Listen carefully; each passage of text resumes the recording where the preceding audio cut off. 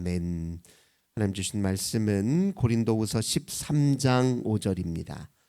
고린도후서 13장 5절 한 절 말씀입니다.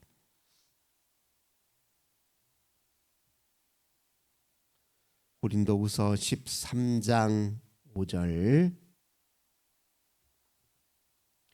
고린도후서 13장 5절 한 절 말씀 우리 한 목소리로 봉독합니다. 너희는 믿음 안에 있는가? 너희 자신을 시험하고 너희 자신을 확증하라. 예수 그리스도께서 너희 안에 계신 줄을 너희가 스스로 알지 못하느냐? 그렇지 않으면 너희는 버림받은 자니라. 아멘.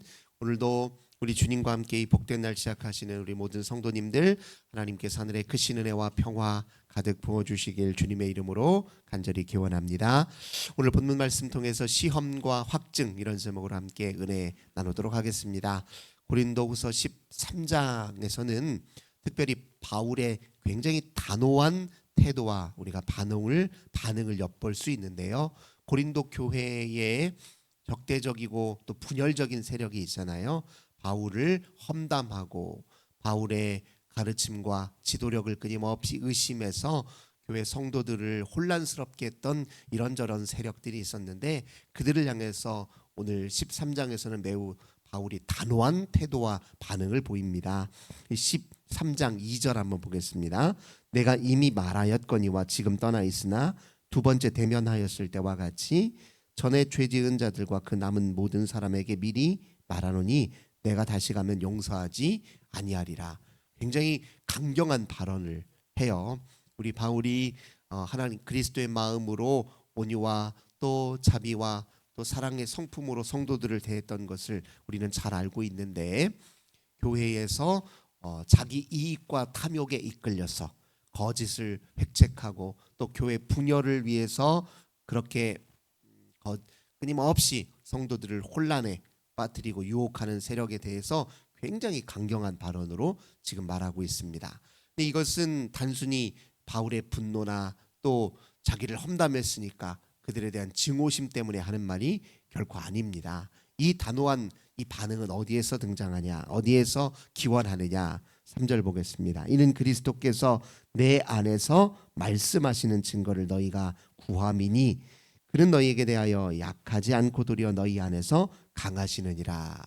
바울이 이렇게 단호한 태도를 보이는 것은 그 안에 말씀이 역동하고 그분의 말씀이 그의 생각과 그의 머리와 가슴을 온전히 붙들어 그가 온전히 주님께 복종했기 때문에 나타나는 반응이었던 것입니다. 주님 말씀에 눈을 바르게 뜨고 그 말씀에 근거하여 사는 사람들은 우리 인생에 펼쳐지는 악을 악으로 분명히 인식합니다. 거짓을 거짓으로 잘 분별해요. 그래서 때로 명백하게 악에 대해서는 아니요 라고 이야기한단 말이에요. 그것이 설사 자기에게 당장은 피해가 될 수도 있고 당장의 손해가 될 수도 있고 때로 오히려 자기가 더 큰 위험에 초래할 수도 있지만, 그러나 자기 속에서 들끓는 끌어오르는 그 말씀에 붙잡히니 그러지 않을 수가 없거든요. 그리고 마땅히 하나님의 의에 대해서는 예하며 강하게 함께 자기 자신을 희생에 던질 수 있는 힘 역시 자기 속에 역동하는 이 말씀에 있다는 것을 바울이 이렇게 분명하게 이야기하고 있습니다. 그러니 우리의 가장 강력한 무기는 말씀으로 무장하는 일이에요. 연약한 생각과 부정적인 생각과 우리를 자꾸 뒤흔드는 어리석은 생각이 우리 마음을 사로잡을 때 무엇으로 그걸 무찌르겠습니까? 주님의 말씀으로 우리 어리석은 생각을 강화하고 물리쳐야 우리 인생이 주 안에 든든히 뿌리를 내리고 어떤 상황 속에서도 흔들림이 없는 법이거든요. 그리고 그 말씀을 끊임없이 묵상하는 사람들이 눈이 떠지죠. 어떤 눈입니까? 하나님의 시선으로 인생을 보고 나를 보고 또 주변 환경을 바라보고 미래를 볼 수 있는 눈이 떠지는 것이거든요. 말씀은 우리의 인식의 지평을 끊임없이 넓혀줍니다. 그래서 이전에는 보지 못했던 것, 이전에는 그냥 별로 대수롭게 않게 여기고 별로 중요하고 그 가치를 몰랐던 것들이 말씀의 무장 속에 말씀에 붙들려 살기 시작하면 눈에 들어오기 시작하는 거예요. 아, 내가 저 사람 저런 행동에 대해서 그전에는 참 귀하다 이렇게 여기지 못했는데 지금 보니까 참 저렇게 묵묵히 자기 역할 잘 감당하는 사람이야말로 이 땅의 어떤 영웅보다도 더 값지고 귀한 사람이구나, 이런 것도 인식하게 되는 거죠. 내가 전에는 저 사람 참 부러워하고 나도 저렇게 살았으면 하고 하나님 부러워했는데 가만히 잘 들여다보니까 저 사람 속빈 강정이네, 저렇게 살아갔다는 오히려 더 큰일 나겠네, 이런 것도 분별할 수 있는 눈이 떠진다는 겁니다. 그래, 말씀을 강하게 붙들리고 또 말씀에 붙잡혀야 우리 인생이 어떠한 거짓 세력 앞에서도 바른 길을 찾고 중심을 바로잡을 수 있다는 것을 바울이 지금 이렇게 설명하고 있는 것입니다. 그리스도께서 역사하면 우리의 약함은 감추어지고 오히려 거짓과 악의 앞에서 그리스도의 강함으로 그걸 대응할 수 있다는 것을 분명히 이야기하고 있습니다.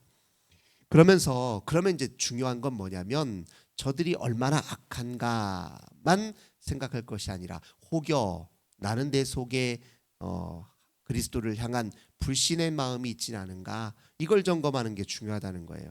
내 믿음이 확고하다면, 내가 말씀에 대해서 확신한다면, 그 말씀에 내가 붙들려 있다는 게 확실하다면 그러면 흔들림이 없는데, 가만히 보니까 저 사람이 문제가 아니라 저 바깥에 적과 더 거짓 무리들이 문제가 아니라 내 속의 마음이 자꾸 흔들리고 있다면 그럼 이건 큰 문제예요. 그렇죠? 내가 중심을 바로잡으면 아무리 거짓이 횡행해도 이길 수 있는데 내가 흔들리면 이건 큰 문제란 말이에요. 그래서 오늘 바울이 5절에서 너희는 믿음 안에 있는가 너희 자신을 시험하고 너희 자신을 확증하라, 이렇게 표현하고 있습니다.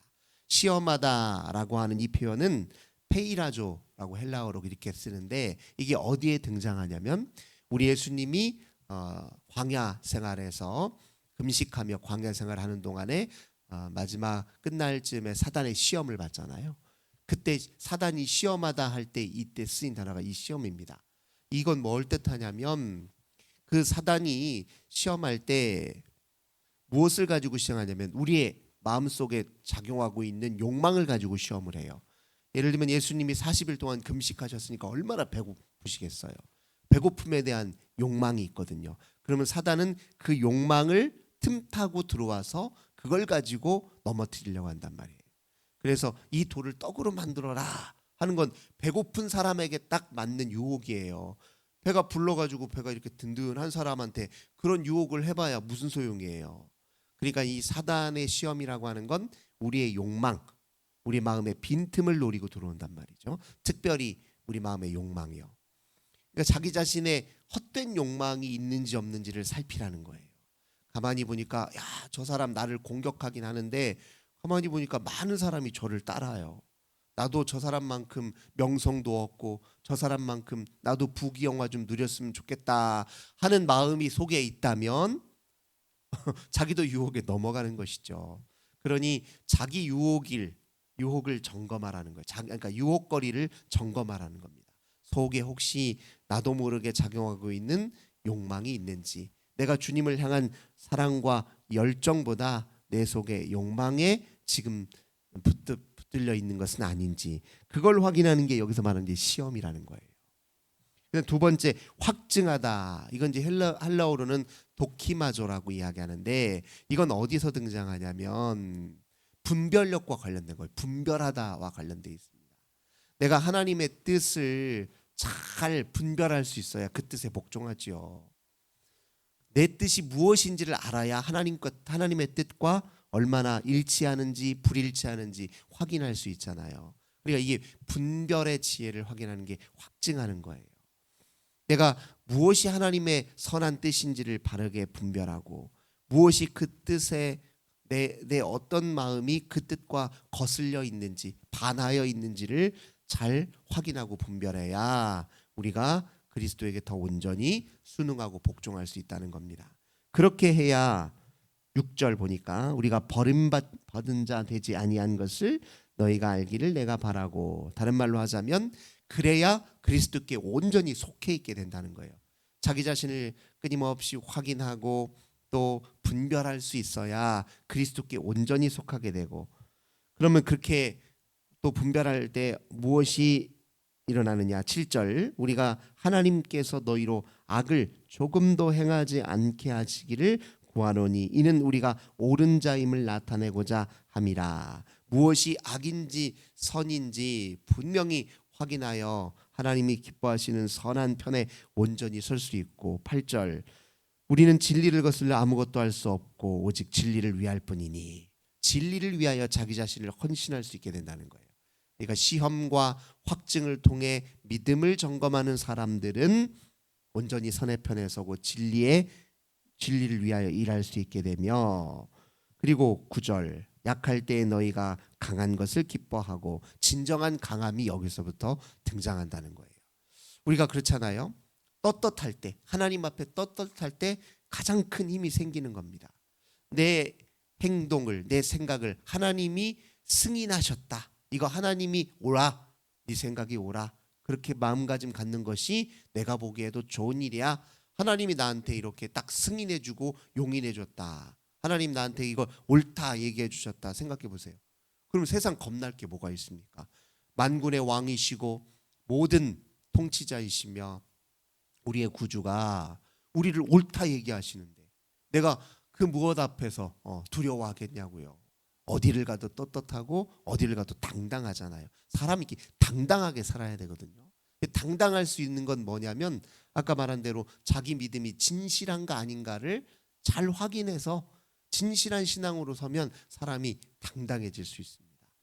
떳떳해질 수 있어요. 이거 뭐 다른 사람 앞에 우쭐대라는 뜻이 아니라 어디 가서 다른 사람 앞에서 꿀릴 이유도 없고, 뭐 사람에게 굴복할 이유도 없고, 뭐 누구에게 뭐 열등감을 느낄 필요도 없어요. 내가 하나님께 승인된 사람이야, 나 하나님 앞에 옳다 여김 받은 사람이야, 이런 마음가짐으로 살면 얼마나 그가 이렇게 견실해 보이고 누가 보더라도 참 저 사람은 강인한 사람이야 이렇게 느껴지는 것 아니겠습니까? 바울이 사실 그런 면이에요. 바울은 얼마나 떳떳하고 담대합니까? 그는 그리스도 말고는 자랑하는 것이 없고 그리스도께 완전히 붙들려서 자기 인생을 통째로 맡긴 사람이에요. 무서울 게 하나 없는 겁니다. 그러니까 감옥에 들어가나 매를 맞거나 험담을 받거나 누구한테 쫓겨서 도망을 가더라도 바울은 비굴하지가 않아요. 바울은 어디서나 담대하고 당당했습니다. 재판을 받으러 이리저리 끌려다니는 과정에서도 바울은 당당했어요. 로마까지 이송하는 과정에서도 당당했습니다. 누구 앞에서도. 왜냐하면 나는 그리스도 앞에, 하나님 앞에 승인받은 사람이에요. 네가 오라 이렇게 얘기를 받은 사람이니까 그렇다는 것입니다.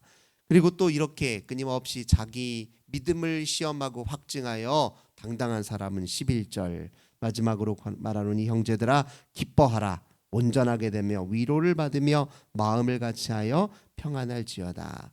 늘 그 마음에 기쁨이 있다는 겁니다. 이 기쁨이라는 건 무엇과 관련됐다 말씀드렸죠? 하나님이 늘 나와 함께 계시고 무슨 상황에서도 하나님이 그 상황을 통제하고 계신다라는 확신이 있는 사람한테 기쁨이 있거든요. 자기 믿음이 굳건하여 그리스도에게 온전히 뿌리박은 사람들은 그리스도께서 모든 상황에 함께 계시니 기뻐할 수 있다는 겁니다. 그래서 어떻게 돼요? 오히려 인생의 괴로움과 고뇌와 아픔을 가진 사람들을 바라보며 그들을 위로할 수 있는 마음이 생긴다는 거예요. 사람이 힘들고 괴롭고 이리저리 쫓기는 마음이 있으면 나 하나 건사하기도 힘든데 누굴 위로합니까?